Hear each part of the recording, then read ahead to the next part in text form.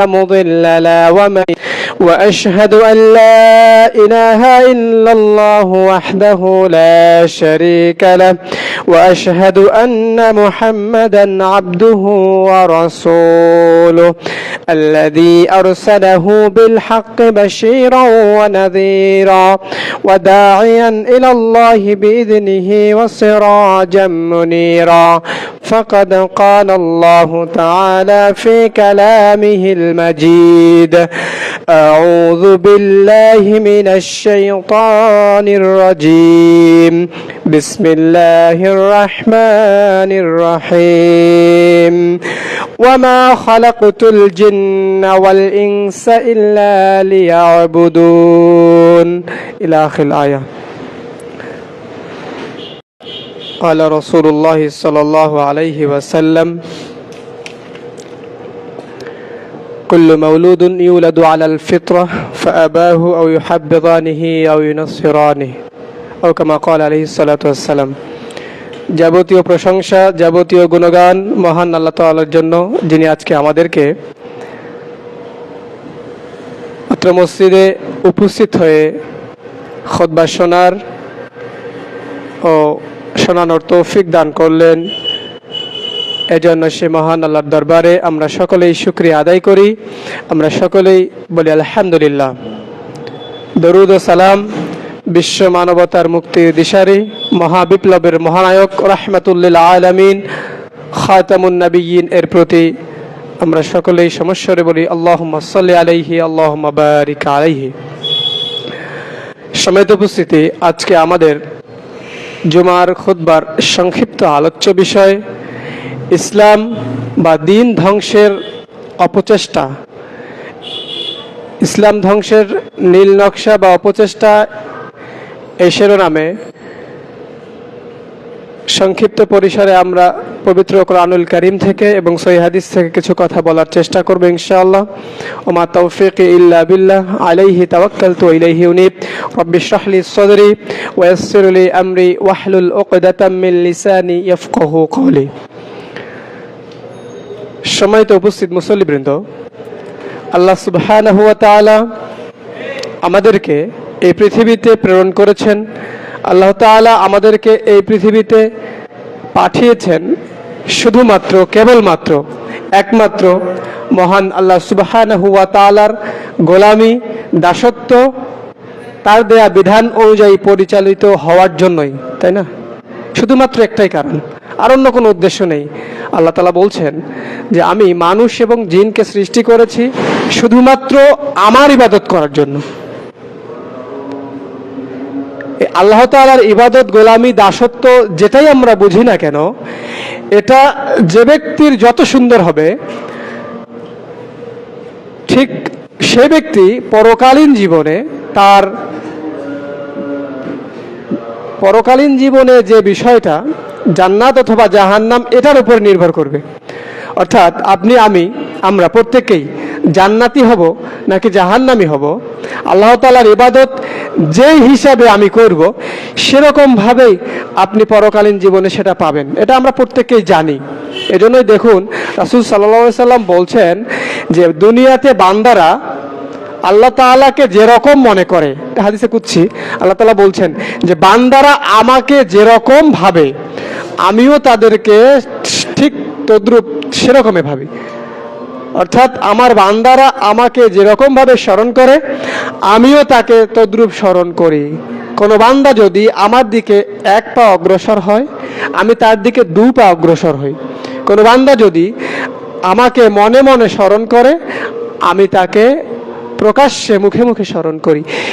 কেউ যদি আমার দিকে আল্লাহর ইবাদত করার জন্য, আল্লাহর গোলামি দাসত্ব সুন্দরভাবে করার জন্য কোনো ব্যক্তি যদি আল্লাহ তাআলার দিকে হেঁটে হেঁটে চলে আসে তাহলে আল্লাহ সুবহানাহু ওয়া তাআলা তার জন্য দৌড়িয়ে যান। মানে তার আল্লাহ সুবহানাহু ওয়া তাআলা যাবতীয় বিষয়গুলো শুধুমাত্র আল্লাহ তাআলাই দেখভাল করেন, বিষয়টি এরকম। অর্থাৎ আল্লাহ সুবহানাহু ওয়া তাআলার গোলামি দাসত্ব এই কাজটি করার জন্যই আমাদের এই যা সার্বিক প্রচেষ্টা, সার্বিক কর্মযজ্ঞ। আজকেও আমরা মসজিদে এসেছি, সালাত আদায় করছি, এর আগে ফজরের সালাত, এরপরে সামনে আসছে আসরের সালাত, এই প্রতিনিয়ত সালাত আদায় করা, সিয়াম পালন করা, টাকা থাকলে হজ করা, আরও যাবতীয় যে বিষয়গুলো আছে, এই বিষয়গুলোকে একীভূত করলে যে বিষয়টি হয় সেটা হচ্ছে ইবাদত। একই সাথে ইবাদতটা দুই রকমের হয়। যদি আপনি প্রতিটি কাজ আল্লাহ তাআলার দেয়া বিধান অনুযায়ী, রাসূল সাল্লাল্লাহু আলাইহি ওয়াসাল্লামের দেখানো পথ অনুযায়ী, পদ্ধতি অনুসারে করে থাকেন, তাহলে অবশ্যই অবশ্যই এই কাজটা আপনার হয়ে যাবে আল্লাহর ইবাদত। আর যদি আল্লাহ তাআলা দেয়া বিধান অনুযায়ী না হয়, রাসূল সাল্লাল্লাহু আলাইহি ওয়াসাল্লাম প্রদর্শিত পন্থায় না হয়, তাহলে এটা হয়ে যাবে বেদাত, এটা হয়ে যাবে বাতিল, এটা হয়ে যাবে আল্লাহ বিরোধী তথা শয়তানের কর্ম। এই দুটা ক্ষেত্র যদি আমরা বুঝতে পারি, তাহলে আমরা দুনিয়াবী জীবনের যাবতীয় বিষয়গুলোকে সঠিকভাবে আমরা সম্পাদন করতে পারবো, সঠিকভাবে করতে পারবো। এই দুইটা বিষয় না বোঝার কারণেই আজকে আমাদের আল্লাহর ইবাদত করছি নাকি কার ইবাদত করছি, কিসের জন্য দুনিয়াতে এসেছি, কিসের জন্য দুনিয়ায় অতিবাহিত করছি সময়, আমরা কিছুই খেয়াল করতে পারতেছি না। আল্লাহ সুবহানাহু ওয়া তাআলা বলছেন, আফা হাসিবতুম আন্নামা খালাকনাকুম আবাসা ওয়া আন্নাকুম ইলাইনা লা তুরজাউন। আল্লাহ তাআলা বলছেন যে তারা কি ধারণা করে, এটা তারা কি মনে করে নিয়েছে এটা যে তাদেরকে এমনি এমনি সৃষ্টি করা হয়েছে, অথচ তাদেরকে আমার কাছে ফেরত আসতে হবে না, তাদেরকে আমার কাছে চলে আসতে হবে না, পরকালীন জীবনে পাড়ি জমাতে হবে না। তারা কি এটা ভেবে নিয়েছে? ওয়ান্নাকুম ইলাইনা লা তুরজাউন। কিন্তু অবশ্যই অবশ্যই তাদেরকে আমার কাছেই ফেরত আসা ছাড়া অন্য কোনো গন্তব্য তাদের নেই।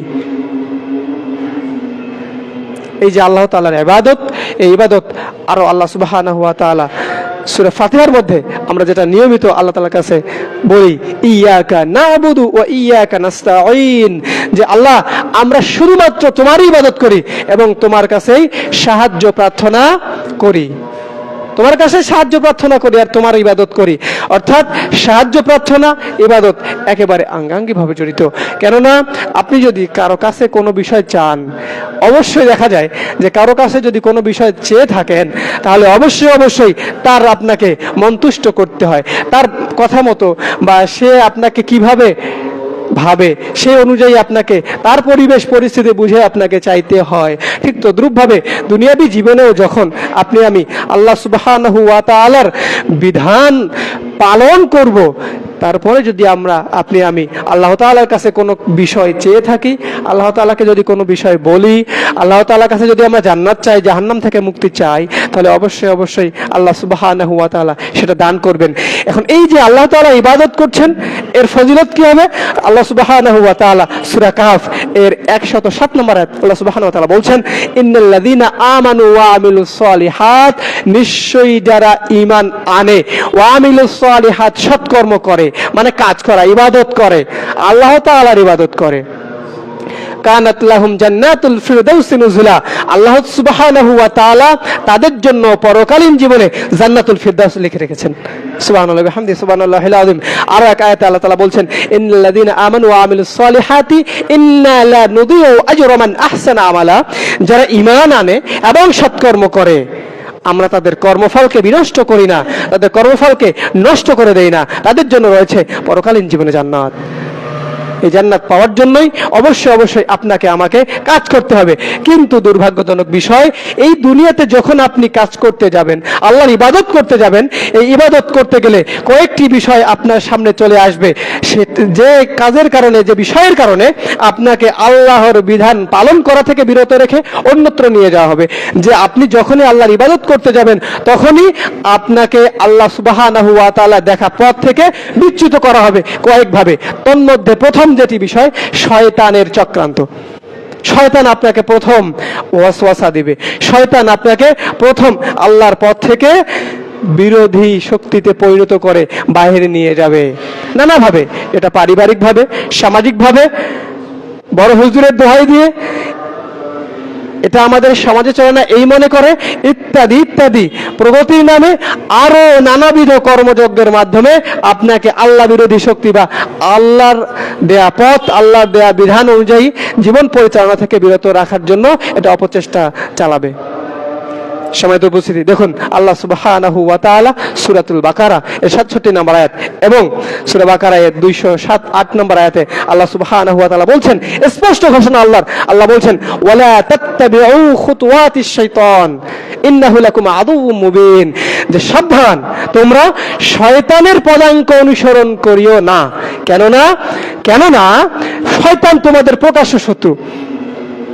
স্পষ্টভাবে বলা হচ্ছে, তোমরা শয়তানের পদাঙ্ক অনুসরণ করিও না, কেননা শয়তান তোমাদের প্রকাশ্য শত্রু।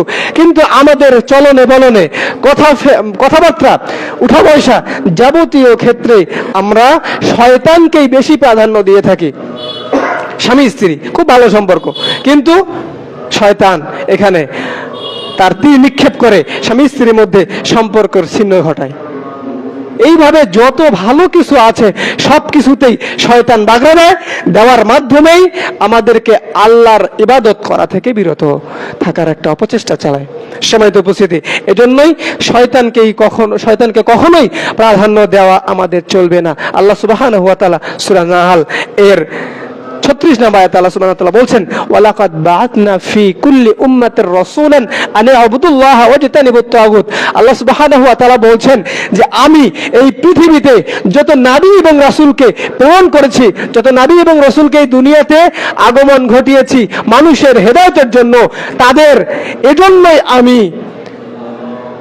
নবী এবং রাসূলগণকে মানুষদের মধ্যে, প্রত্যেক উম্মতের মধ্যে, প্রত্যেক জাতির মধ্যে এজন্যই প্রেরণ করেছি যে আনি আবুদুল্লাহ, তারা শুধুমাত্র আল্লাহর ইবাদত করবে, ওয়াজতানিবুত তাগুত, এবং তাগুত থেকে বিরত থাকবে। তাগুত মূলত আল্লাহ বিরোধী শক্তি, মানে যেখানে আল্লাহর ইবাদত বাদ দিয়ে যদি আল্লাহর ইবাদতের বাহিরে ওভারটেক করে যদি অন্য কিছু করা হয়, সেটাই তাগুত। আল্লাহ বিরোধী শক্তি যেটা, সেটাই তাগুত। যে কোনো ক্ষেত্রে আল্লাহর ইবাদত যেখানে করা যায়, করতে হবে, এটার বিরোধী যদি করা হয় সেটাই তাগুত হয়ে যাবে।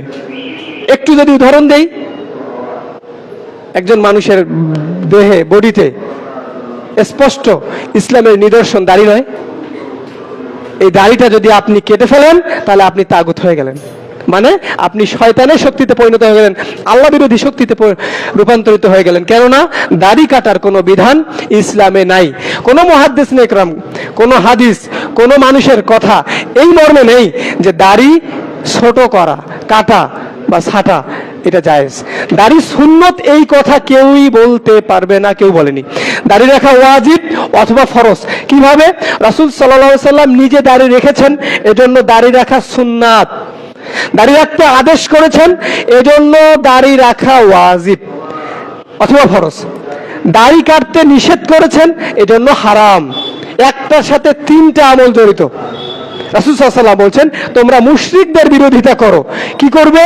মোজকে ছোট করো, দাড়িকে বড় করো। কিন্তু আমাদের সমাজে আমরা শয়তানের ওই চক্রান্তে পড়ে আমরা কখনোই দাড়িকে বড় করতে পারি না। রাসূল সাল্লাল্লাহু আলাইহি ওয়াসাল্লাম বলছেন, মান তাশাব্বাহা বিকওমিন ফাহুয়া মিনহুম, যে ব্যক্তি যে জাতির অনুকরণ করবে সে তাদের বলেই গণ্য হবে। যে জাতির ইহুদি খ্রিস্টানদের বৈশিষ্ট্য, রাসূল সাল্লাল্লাহু আলাইহি ওয়াসাল্লাম বললেন যে তারা দাড়িকে ছোট করে, চেঁচে ফেলে, ছোট করে রেখে, কেটে ফেলে, আর তোমরা কি করো? দাড়িকে বড় করো এবং মোজকে খাটো করো। কিন্তু আমরা সেটা করি না। আমরা করি কি? আমরা দাড়িকেই বরং ছোট করি এবং মোজকে বড় করি। আমাদের ভারতবর্ষের, বিশেষ করে বাংলাদেশের প্রেক্ষাপটে এমন কোনো উল্লেখযোগ্য নেতা মাওলানা ভাসানী ছাড়া আর উল্লেখযোগ্য কোনো নেতা নেই। রাজনৈতিক নেতা যাদেরকে বলছি আমরা, তাদের কারো মুখে দাঁড়িয়ে আছে, কারো মুখেই নেই। গণতন্ত্র, সমাজতন্ত্র, জাতীয়তাবাদ, ধর্মনিরপেক্ষতাবাদ ইত্যাদির ঘোলগুলো মানুষকে এমন ভাবে খাওয়ানো হয়েছে যে ইসলামের বিধান পালন করবে, ইসলামের বিধান অনুযায়ী নিজের জীবন পরিচালনা করবে, এটাকে প্রয়োজন মনে করে না। অবশ্যই মনে রাখতে হবে যে এই সমস্ত যাবতীয় তন্ত্র মন্ত্র সবগুলোই আল্লাহ বিরোধী শক্তি, শয়তানের অন্যতম একটি অস্ত্র মানুষকে আল্লাহ বিরোধী শক্তিতে পরিণত করার। এটা মনে রাখতে হবে। সম্মানিত উপস্থিতি, এরপরে দেখুন সূরা ফাতিহার একেবারে শেষের আয়াত আমরা আল্লাহ সুবহানাহু ওয়া তাআলা কি বলছে? গায়রিল মাগদুবি আলাইহিম ওয়ালাদ-দাল্লিন, আমিন। আমরা আল্লাহ তাআলাকে বলছি যে আল্লাহ, আমাকে আপনি ওই সমস্ত ব্যক্তিদের, ওই সমস্ত জল্লিন, পথভ্রষ্ট, গোমরাহী, ওই সমস্ত অভিশপ্ত ইহুদি এবং খ্রিস্টানদের দিকে আমার নামটা যেন না থাকে, আমি যেন তাদের দলভুক্ত না হই, সেখান থেকে আমাকে বাঁচান। আল্লাহ তাআলার ইবাদত করতে গিয়ে আমরা আল্লাহকে নিয়মিত এটা বলছি, কিন্তু বাকি ক্ষেত্রে অন্যান্য কাজে আমরা শয়তানের বিরুদ্ধাচরণ করব, শয়তানের বিরোধী শক্তিতে আমরা নিজস্ব একটা চিন্তা শক্তি মননে আমরা পরিণত হবে, এটা আমরা পাচ্ছি না। শয়তানই আমাদেরকে বারবার আষ্টে পৃষ্ঠে ধরে আছে। সম্মানিত উপস্থিতি, এই জন্য দেখুন আল্লাহ সুবহানাহু ওয়া তাআলার অমীয় বাণী সূরা কাহফের 29 নম্বর আয়াত, আল্লাহ তাআলা বলছেন, ওয়াকুলিল হাক্কু মির রাব্বিকুম ফামান শাআ ফালইউমিন ওয়া মান শাআ ফালইয়াকফুর। আল্লাহ তাআলা বলছেন যে যার ইচ্ছা, এই যে সত্য, আল্লাহ তাআলা দিন স্বচ্ছ, এই দিনের উপরে তোমাদেরকে রেখে গেলাম। রাসূল সাল্লাল্লাহু আলাইহি ওয়াসাল্লাম বলছেন এটা, যে স্বচ্ছ দিনের উপরে রেখে গেলাম। কেমন? যে তারাকতুকুম আলাল বাইদাই কাইলুহা রাসূল সাল্লাল্লাহু আলাইহি ওয়াসাল্লাম বলছেন যে তোমাদেরকে আমি স্বচ্ছ দিনের উপর রেখে গেলাম। একটা দিন যেমন একেবারে স্বচ্ছ সাদা, এরকম দিনের উপরে তোমাদেরকে রেখে গেলাম। এর চেয়ে এক চুল বেশিও যদি কেউ করে সেটাও প্রত্যাখ্যাত, কম যদি কেউ করে সেটাও প্রত্যাখ্যাত। এই জন্য আল্লাহ সুবহানাহু ওয়া তাআলা বলছেন যে তোমরা যখন তোমাদের সামনে সত্যকে স্পষ্ট করা হয়, সত্যকে যখন তোমাদের সামনে দেওয়া হয়, আল্লাহ তাআলার বিধান যখন দেওয়া হয়, যখন তোমাদেরকে রাসূল সাল্লাল্লাহু আলাইহি ওয়াসাল্লামের হাদিস সুন্নাত দেওয়া হয়, তখন তোমাদের উচিত হলো এই যে তোমরা সেটাকে যার মনে চায় সে সত্যটাকে গ্রহণ করে, ফামান শাআ ফালইয়াকফুর, এবং যার ইচ্ছা হয় সে অসত্যটাকে গ্রহণ করে, খারাপটাকে গ্রহণ করে। ইন্না আ'তাদনা লিয-যালিমিনা নারা, রাসূলুল্লাহ সাল্লাল্লাহু আলাইহি ওয়াসাল্লাম বলেন, আল্লাহ সুবহানাহু ওয়া তাআলা বলেন যে নিশ্চয়ই আমরা জাহান্নাম প্রস্তুত করে রেখেছি অবাধ্যচারণকারীদের, যারা খারাপটাকে গ্রহণ করবে তাদের। এজন্য আমাদেরকে অবশ্যই অবশ্যই সতর্ক এবং সাবধান থাকতে হবে শয়তানের পদাঙ্ক অনুসরণ করা ব্যতীত। দেখুন আল্লাহ সুবহানাহু ওয়া তাআলা সূরা দাহর এর 3 নম্বর আয়াতে বলছেন, ইন্না হাদাইনাহুস সাবিলা ইম্মা শাকিরা ওয়া ইম্মা কাফুরা, যে আমরা নিশ্চয়ই তোমাদেরকে সঠিক পথ দেখিয়ে দিয়েছি। সঠিক পথ, কোন রাস্তায় গেলে পরকালীন জীবনে জান্নাত, কোন রাস্তায় গেলে পরকালীন জীবনে জান্নাত, মুক্তি, জাহান্নাম থেকে বাঁচার আশা, সেই রাস্তা আমরা তোমাদেরকে দেখিয়ে দিয়েছি। ইম্মা শাকিরা, হতে পারো তুমি আল্লাহর কৃতজ্ঞ বান্দা, এই পথে চলে, ওয়া ইম্মা কাফুরা, অথবা তুমি হতে পারো আল্লাহ তাআলার বিরোধী শক্তি, আল্লাহ তাআলার অবাধ্যচারণকারী ব্যক্তি। যদি অবাধ্যচারণ করো তাহলে অবশ্যই অবশ্যই তোমাকে পরকালীন জীবনে জাহান্নাম যেতে হবে। শয়তানের অন্যতম একটা ধোঁকা, একটা চক্রান্ত এটা, যে অবশ্যই আপনাকে আল্লাহর রাস্তা থেকে অন্য পথে নিয়ে যাওয়ার একটা অপতৎপরতা। সম্মানিত উপস্থিতি, এজন্যই অবশ্যই অবশ্যই মনে রাখতে হবে শয়তান নানা রকমের কূটকৌশল দিয়ে, নানা রকম তার জাল বুনে আমাদেরকে ইসলাম থেকে বিপথে নিয়ে যাওয়ার চেষ্টা করছে। এখান থেকে অবশ্যই অবশ্যই সাবধান থাকতে হবে। সূরাতুল বাকারা এর 102 নম্বর আয়াত আল্লাহ সুবহানাহু ওয়া তাআলা বলছেন যে শয়তান এবং ইহুদি খ্রিস্টানেরা তারা ততক্ষণ পর্যন্ত তোমাদের উপর খুশি হতে পারবে না যতক্ষণ পর্যন্ত না তোমরা তাদের পূর্ণ অনুসরণ করো। যতক্ষণ তোমরা তাদের পূর্ণ অনুসরণ করবে ততক্ষণ তারা তোমাদেরকে নিরাপত্তা দান করবে। তাদের পূর্ণ অনুসরণ যখনই তোমরা করবে তখনই তোমাদের পরিপূর্ণ নিরাপত্তা তারা তোমাদেরকে দান করবে। আর যখন তাদের বিরুদ্ধাচরণ করবে তখন তোমাদের কখনোই তারা সহযোগী হবে না। কিছুদিন পূর্বে আমরা দেখলাম কৃত্রিমভাবে বন্যা প্রায় 8টি জেলা দক্ষিণাঞ্চলে প্লাবিত করলো। তার কিছুদিন পর আমাদের লালমনিরহাট সহ উত্তরাঞ্চল প্লাবিত করলো। কৃত্রিম বন্যা সৃষ্টি করে মুসলমানদেরকে কষ্ট দিল। কারা করলো এটা? তারা কি ইহুদি খ্রিস্টানের দোষর নয়? তারা কি হিন্দুত্ববাদী আগ্রাসনের একটা অন্যতম নমুনা নয়? অবশ্যই অবশ্যই এই হিন্দুত্ববাদী আগ্রাসন এবং জাহেলিয়াত তথা ইহুদি খ্রিস্টানদের রসম রেওয়াজ থেকে আমাদেরকে অবশ্যই বিরত থাকতে হবে। আজকে 1 বছরের মাথায় 45,000-এরও বেশি প্রায় ফিলিস্তিনি মুসলিমদেরকে 1 বছরের মধ্যে হত্যা করা হলো। কারা করলো না? ইহুদি খ্রিস্টানেরা। অথচ তাদের দেয়া থিওরি, তাদের দেয়া পথ, তাদের দেয়া মত অনুযায়ী আমাদের সমাজে আমরা ভালো ভালো কাজ করার চেষ্টা করছি। দুর্ভাগ্যজনক হলেও সত্য, ইসলাম কায়েমেরও চেষ্টা করা হচ্ছে। এখান থেকে অবশ্যই বিরত থাকতে হবে। শয়তানের অন্যতম চক্রান্ত গণতন্ত্র, সমাজতন্ত্র, ধর্মনিরপেক্ষতাবাদ আর যে সমস্ত তন্ত্রমন্ত্র আছে সেগুলো থেকে অবশ্যই বিরত থাকতে হবে। প্রথম কথা এই। দ্বিতীয় নম্বর বিষয়, শয়তানের অন্যতম চক্রান্ত। এই শয়তানের অন্যতম চক্রান্ত আমাদেরকে আল্লাহর দেয়া বিধান তথা ইসলামের গণ্ডি থেকে বের করে নিয়ে যাওয়ার জন্য অবশ্যই যে চক্রান্ত শয়তান চালাচ্ছে বা যে নীল নকশা আঁকা হয়েছে সেটি হলো পারিবারিক ক্ষেত্রে। পারিবারিক ক্ষেত্রে আজকে আমাদের সম্পর্কগুলা এমন অবস্থায় দাঁড়িয়ে গিয়েছে যে নিজের বড় ভাই তার ছোট ভাইয়ের সাথে কোনো মিল নেই, নিজের বাবা তার সন্তানের সাথে কোনো মিল নেই।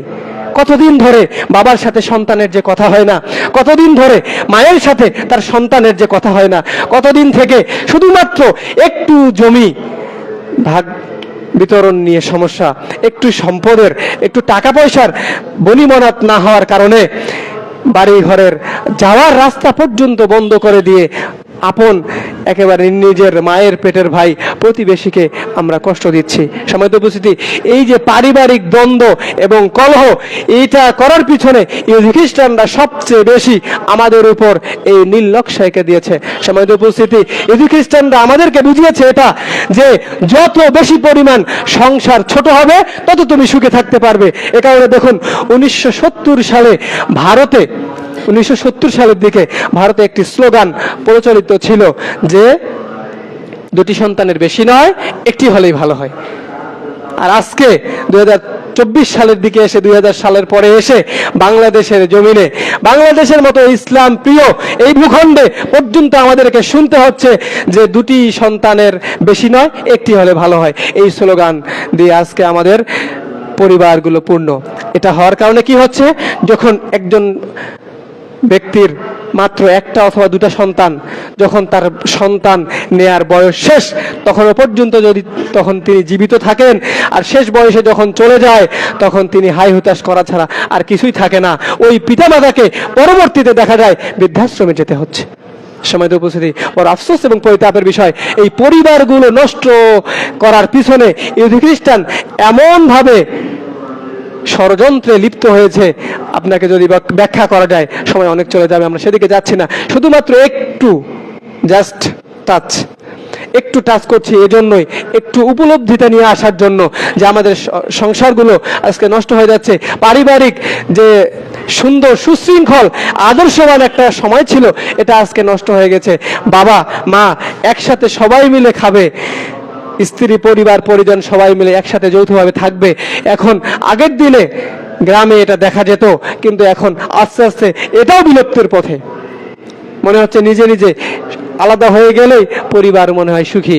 সম্মানিত উপস্থিতি, যদিও কিছু রেস্ট্রিকশনের মধ্যে আছে, যৌথ পরিবারে থাকার কিছু সমস্যা আছে, কিন্তু তারপরেও আমরা যদি আমাদের সঠিক যথাযথ হক আদায় করি, যদিও আমরা বাইরে থাকি না কেন, আমরা যাবতীয় হক, পিতামাতার জন্য নিয়মিত দোয়া করা, পিতামাতার জন্য যাবতীয় অর্থের যোগান দেওয়া, সম্ভাব্য পর এগুলো যদি আমরা সঠিকভাবে করতে পারি তাহলে পারিবারিক বন্ধনটা আমাদের ঠিক থাকবে। আমাদের আত্মীয় স্বজনের সাথে আমাদের দেখা হলে আগের দিনের মতো আর ছোটরা বড়দেরকে সালাম দেওয়ার প্রবণতাটা ভুলে গেছে। বড়রা সাইড দিয়ে, রাস্তার সাইড দিয়ে যাচ্ছে, আর ছোট্ট সোনামণিটা বসে ফ্রি ফায়ার পাবজি গেম খেলতেছে। সাইড দিয়ে তার বাবা গেল, চাচা গেল, না কোন মুরব্বী গেল, সে ভ্রুক্ষেপে করছে না। পারিবারিক বন্ধনটা এমন কঠিন অবস্থায়, অবনতির একেবারে নিম্ন শিখণ্ডেতে পৌঁছে গিয়েছে। সম্মানিত উপস্থিতি, এজন্যই এই পরিবারকে আমাদেরকে বাঁচানোর জন্য অবশ্যই ইহুদি খ্রিস্টানদের এই চক্রান্ত থেকে বেরিয়ে আসার জন্য অবশ্যই আমাদের কাজ করতে হবে। সম্মানিত উপস্থিতি, এমন এক কঠিন মহামারীর মধ্যে আমরা দিন অতিবাহিত করছি। বড় আফসোস এবং পরিতাপের বিষয়। ইমাম মালিক রাহিমাহুল্লাহ, তাকে একজন ব্যক্তি জিজ্ঞেস করলেন যে ইমাম সাহেব, আমাকে আপনি বলুন। কি বলবে? আমি সন্তান হিসাবে, আমি ব্যক্তি হিসাবে ভালো কিনা, আমি ভালো কিনা, আমি সৎ ব্যক্তি কিনা, এটা আমি কিভাবে বুঝবো? তখন ইমাম মালিক বিন আনাস রাহিমাহুল্লাহ তিনি বলছেন যে আপনি প্রতি সালাতের সালাম ফেরানোর পূর্বে আপনি কি আপনার পিতামাতার জন্য আল্লাহর শেখানো যে দোয়া রব্বির হামহুমা কামা রাব্বায়ানি সগীরা, এই দোয়াটা কি পাঠ করেন? মালিক বলছেন যে আপনি আল্লাহ তাআলার দেয়া যে দোয়াটা আছে এই দোয়াটা কি আপনি পাঠ করেন? তখন ওই ব্যক্তি তার ইচ্ছা যে উত্তর দিয়েছে সেটা থাক। ইমাম মালিক রাহিমাহুল্লাহ তিনি বলছেন যদি আপনি আল্লাহ তাআলা দেয়া এই দোয়াটা প্রতি সালাতে পাঠ করতে পারেন, আপনার পিতামাতার জন্য দোয়া পাঠ করতে পারেন, তাহলে বুঝবেন আপনি সৎ সন্তান, আপনি আপনার পিতার যোগ্য উত্তরসূরি সন্তান, আপনি আপনার পিতার সবচেয়ে মূল্যবান সন্তান। কেননা আপনি আপনার পিতার জন্য দোয়া করেন, আপনি আপনার মাতার জন্য দোয়া করেন। টাকা পয়সা আপনি দিতে পারেন না, সেটা কোনো ব্যাপার নয়, কিন্তু আপনার পিতামাতা কবরে চলে গেছে, মৃত্যুবরণ করেছে, একেবারে মৃত্যুসজ্জায় শায়িত, বিছানায় শুয়ে কাতরাচ্ছে বা বিভিন্ন রকম ভাবে অসুস্থ হয়ে আছে। যেমন ভাবে আপনি ছোট অবস্থায় আপনার পিতামাতা আপনার সুস্থতার জন্য নিয়মিত আল্লাহর কাছে দোয়া করত, নিয়মিত আল্লাহকে বলতো আল্লাহ আমার সন্তানকে তুমি সুস্থতা দান করো, ঠিক তদ্রুপভাবে আজকে আপনার পিতামাতা সেই অবস্থায়, আপনি তাদের জন্য কিছু না করলে অন্তত দোয়াটা নিয়মিত করুন। বড় আফসোস এবং পরিতাপের বিষয়, দোয়াটা করবো কিভাবে? অধিকাংশ মানুষ 5 ওয়াক্ত সালাতই আদায় করি না। দোয়া করবেন কখন? টাকা টাকা টাকা টাকা টাকা টাকা করে জীবনটা শেষ হয়ে গেল। কি করবেন এই টাকা দিয়ে? কি হবে টাকা দিয়ে? খ্রিস্টান আপনাকে বুঝিয়েছে যে টাকাই আপনার সুখের মূল, কিন্তু না, বিশ্বাস করুন, আপনি যখন অসুস্থ হয়ে বিছানায় পড়ে যাবেন, যখন অসুস্থ হয়ে বিছানায় শুয়ে যাবেন, তখন আপনি বুঝতে পারবেন টাকার কত মূল্য। তখন টাকার কোনো দরকার থাকবে না। যখন চক্ষু দুটো বন্ধ হয়ে যাবে, কবরে যখন চলে যাবেন, তখন বুঝবেন টাকার কত মূল্য। কোনোই মূল্য নেই। শুধুমাত্র আমলে সালেহ, নেক সন্তান, সৎ আমল এবং সাদাকায়ে জারিয়ার যে কাজটা এতটুকু পরিমাণে আপনার কাজে আসবে, এর বাইরে কোনোই কাজে আসবে না। সময় তো বুঝেছি। এজন্যই পরিবারগুলোকে সঠিক রাখার জন্য বেশি বেশি সন্তান নেওয়ার পাশাপাশি, সবাইকে সুশিক্ষা দেওয়ার পাশাপাশি একেবারে দুনিয়াতে বেঁচে থাকা অবস্থায় পরকালীন জীবনকে সুগম করার চেষ্টা করতে হবে। যদি না করেন তাহলে অবশ্যই আপনি পরকালীন জীবনে জাহান্নাম যাবেন। এটাই শয়তানদের চক্রান্ত, ইহুদি খ্রিস্টানদের অন্যতম চক্রান্ত। সময় তো বুঝে দিই। আর আমাদের সমাজে এই স্লোগানটাকে মিলাতে গিয়ে, এই স্লোগানটাকে মানতে গিয়ে, যেটা আমাদের সমাজে একেবারে বড় আশ্চর্যের বিষয় যে আমরা সন্তান নেওয়া এমনভাবে বন্ধ করে দিয়েছি যে কত রকমের পিল আর কত রকমের যে ওষুধ খাওয়ানো হচ্ছে শুধুমাত্র গর্ভ নিরোধ করার জন্য, গর্ভধারণ থেকে বিরত থাকার জন্য। রাসূলুল্লাহ সাল্লাল্লাহু আলাইহি ওয়াসাল্লাম বলছেন, আল্লাহ সুবহানাহু ওয়া তাআলা বনী ইসরাইল 18 নম্বর সূরা 31 নম্বর আয়াত আল্লাহ সুবহানাহু ওয়া তাআলা বলছেন, ওয়ালা তাকতুলু আওলাদাকুম খাশিয়াতা আমলাক। রাসূল সাল্লাল্লাহু আলাইহি ওয়াসাল্লাম বলছেন, আল্লাহ সুবহানাহু ওয়া তাআলা বলেন, কি বলেন? তোমরা তোমাদের সন্তানদেরকে হত্যা করিও না খাদ্যের ভয়ে, রুজির ভয়ে। কেননা আমরা তোমাদেরকে যেমন রিজিক দিয়ে থাকি তাদেরকেও সেরকম রিজিক দেই, তোমাদের সেটা চিন্তা নয়। রাসূল সাল্লাল্লাহু আলাইহি ওয়াসাল্লাম বলছেন, কিয়ামতের দিনে আমি আমার উম্মতের কিয়ামতের দিনে সংখ্যা নিয়ে গর্ব করব। আমি আমার উম্মতের সংখ্যা নিয়ে কিয়ামতের দিন গর্ববোধ করব যে আমার এত উম্মত। এজন্যই মনে রাখবেন, বিয়ে করার মূল উদ্দেশ্য হচ্ছে বেশি বেশি সন্তান লাভ করা। কেননা রাসূল সাল্লাল্লাহু আলাইহি ওয়াসাল্লাম বলছেন, আল্লাহর নিকটে ওই স্ত্রী সবচেয়ে প্রিয় অনেকগুলো গুণ, তন্মধ্যে একটা হচ্ছে যে স্ত্রী বেশি সন্তান প্রসব করতে পারে। সময় উপস্থিতি, এজন্যই বিষয়গুলো আমাদের খেয়াল করতে হবে। আর আমাদের সমাজে আমাদেরকে শেখানো হচ্ছে যে না, সন্তান বেশি দরকার নেই, একটা হলেই হয়। আবার স্লোগান এভাবে দিচ্ছে যে ছেলে হোক বা মেয়ে হোক একটা হলেই হয়। তো একটাই যদি সন্তান হয়, কটা মরবে আর কটা থাকবে? শেষের দিক যখন আর ক্ষমতা থাকবে না শরীরে সন্তান নেয়ার, তখন যা হাই হুতাশ করা ছাড়া কিছুই থাকবে না। সমাজে বলছি, এই জন্যই বেশি বেশি সন্তান নেওয়ার চেষ্টা করবেন। যাদের আল্লাহ সন্তান দেন না, সমস্যা অসুবিধা, যাদের 10 বছর 5 বছর 20 বছর সন্তান হয় না, ওই ব্যক্তিটাকে জিজ্ঞেস করুন যে তার সন্তান না হওয়ার ব্যথা এবং কষ্টটা কতটুকু। আর আপনি সন্তানকে হত্যা করছেন, মানে আশ্চর্য বিষয়। সন্তানকে হত্যা করা থেকে অবশ্যই বিরত থাকতে হবে। কত রকমের যে পদ্ধতি, একেবারে হাতের রগ কেটে এর মধ্যে ওষুধ ঢুকিয়ে দিয়ে সন্তান বিরতিকরণ পদ্ধতি গ্রহণ করা হচ্ছে, আরো কত রকমের যে ব্যবস্থা, আল্লাহুল মুস্তাআন। এখান থেকে বিরত থাকতে হবে। সন্তানকে বেশিরভাগ মানুষ সন্তান নেয় না এ কারণেই যে সন্তান বড় হলে তার লালন পালন কেমন করে করব আর কিভাবে করব। দেখুন আল্লাহ সুবহানাহু ওয়া তাআলা সূরা হুদ এর 6 নম্বর আয়াতে আল্লাহ তাআলা বলছেন, একেবারে 12 পারার শুরুতে প্রথম যে আয়াত, আল্লাহ সুবহানাহু ওয়া তাআলা বলছেন, ওয়া মা মিন দাব্বাতিন ফিল আরদি ইল্লা আলাল্লাহি রিজকুহা। আল্লাহ সুবহানাহু ওয়া তাআলা বলছেন, দুনিয়াতে এমন কোন প্রাণী নেই যার রিজিকের ব্যবস্থা আমি আল্লাহ সুবহানাহু ওয়া তাআলা করি না। আপনার টেনশন কিসের? আপনার এত টেনশন কিসের? কি খাওয়াবেন এই টেনশন করছেন? খাওয়ার টেনশন করে সন্তান বিরত থাকার, এখান থেকে বিরত থাকা যাবে না। অবশ্যই অবশ্যই এখান থেকে অবশ্যই আমাদেরকে শিক্ষা নিয়ে বেশি বেশি সন্তান নেওয়ার জন্য অবশ্যই চেষ্টা করতে হবে। আল্লাহ তাআলা তৌফিক দান করুন, আল্লাহুম্মা আমিন।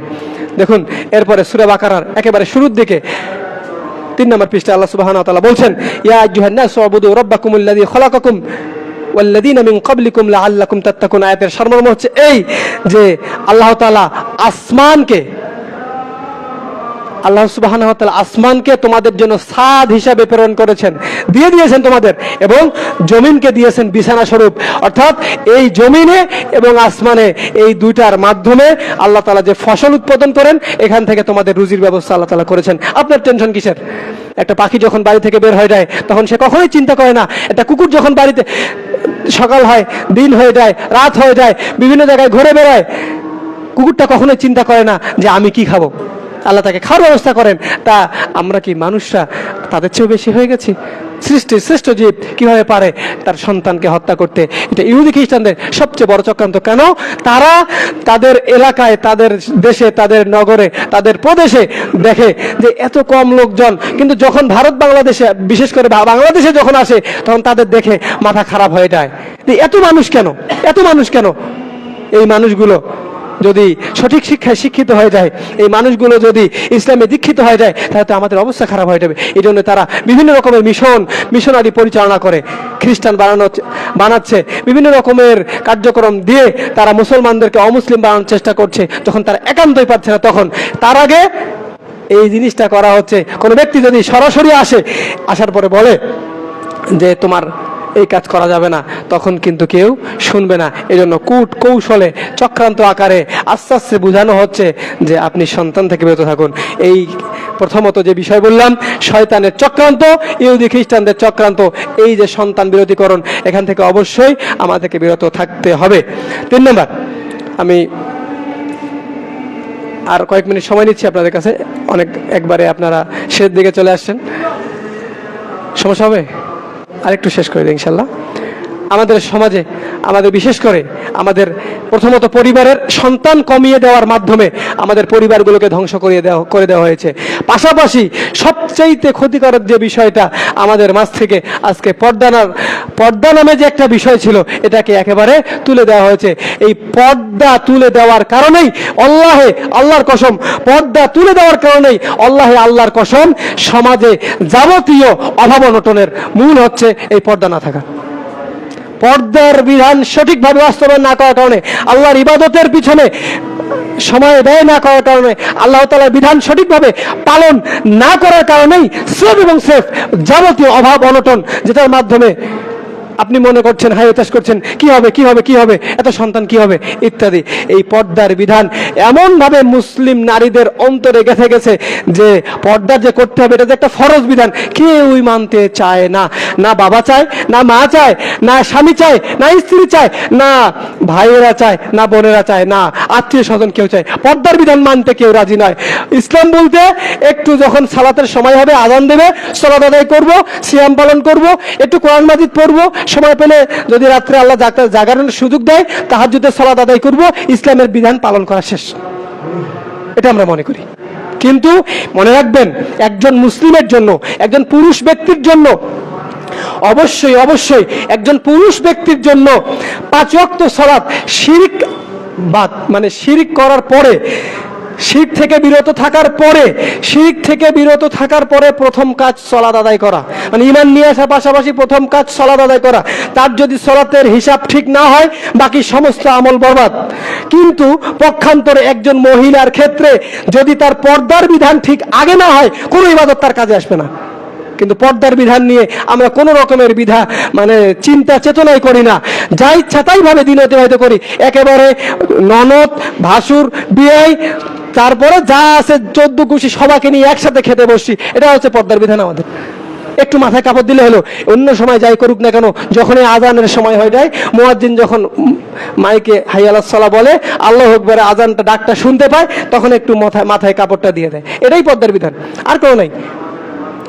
রাস্তার পাশে বসে কত মহিলা দিনকে দিন কত সময় যে অতিবাহিত করে, গল্প করে, খোঁজ গল্প করে, কোনো সমস্যা নেই। কত মানুষ যে হেঁটে যায়, তার কোনো চিন্তা হয় না মাথায় কাপড় দেওয়ার, সুন্দরভাবে সেফ হয়ে থাকার। কিন্তু যখন একটা টুপি পাঞ্জাবিওয়ালা লোক হয়, যখন তার সাইড দিয়ে যায়, ঠিকই তখন মাথায় কাপড় দেয়। তাই শুধুমাত্র হুজুরদের জন্য ইসলাম। দেখুন রবি ঠাকুরের মা, সে যখন গঙ্গা স্নানে যেত, গোসল করতে যেত গঙ্গায়, তখন যেখানে গোসল করত চতুর সাইডে কাপড় দিয়ে ঘেরা থাকতো। তারপরে যখন তার গোসল শেষ হয়ে যায়, তখন বাইরে যারা দাঁড়িয়ে থাকে তাদেরকে বলে যে আমার গোসল শেষ, তখন ওই পালকি নিয়ে আসা হয়, তারপরে পালকিতে করে নিয়ে তাকে বাড়িতে নিয়ে যাওয়া হয়। বঙ্গভঙ্গ হ্রদের কারণে, হ্রদের সময় যে লিখিত কবিতা, সেই লিখিত কবিতা যদি বাংলাদেশের জাতীয় সঙ্গীত হতে পারে, তাহলে রবি ঠাকুরের মায়ের পর্দা কেন মুসলমানদের সিলেবাসে ভুক্ত হবে না বলেন? তাহলে যেটা সুবিধা হয় কোরআনের বিধান অনুযায়ী, যখন আপনাকে ইসলামের বিধান মানতে বলা হবে, তখন আপনি বলবেন যে তোমার দিন তোমার জন্য, আমার দিন আমার জন্য।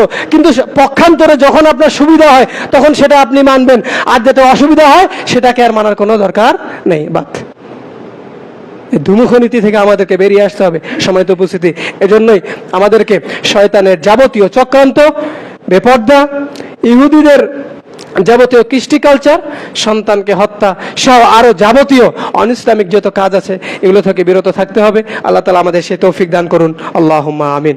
আল্লাহ সুবহানাহু ওয়া তাআলা আজকে যে আমরা আলোচনা করলাম, এখান থেকে আমাদের প্রত্যেকের উভয়কেই সঠিকভাবে বাস্তবায়ন করার তৌফিক দান করুন, আল্লাহুম্মা আমিন।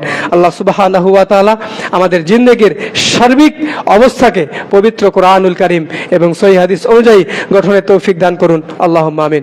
আল্লাহ সুবহানাহু ওয়া তাআলা আমাদের পরিবারে পর্দার বিধানকে 100% জারি করার, বাস্তবায়ন করার তৌফিক দান করুন, আল্লাহুম্মা আমিন। আরো অনেক কিছু বলার ছিল, যেহেতু জুমার দিন সংক্ষিপ্ত, এই সংক্ষিপ্ত আলোচনা সংক্ষিপ্ত রেখেই আজকের জুমার খুতবা এখানে শেষ করতে। ওয়া আখিরু দাওয়ানা আলহামদুলিল্লাহি রাব্বিল আলামিন। আলহামদুলিল্লাহি ওয়াহদাহু ওয়াসসালাতু ওয়াসসালামু আলা মান লা নাবিয়্যা বা'দাহু। আউযু বিল্লাহি মিনাশ শাইতানির রাজীম। বিসমিল্লাহির রহমানির রহিম। আমরা সবাই দরুদ ইব্রাহিম পাঠ করি। আল্লাহুম্মা সাল্লি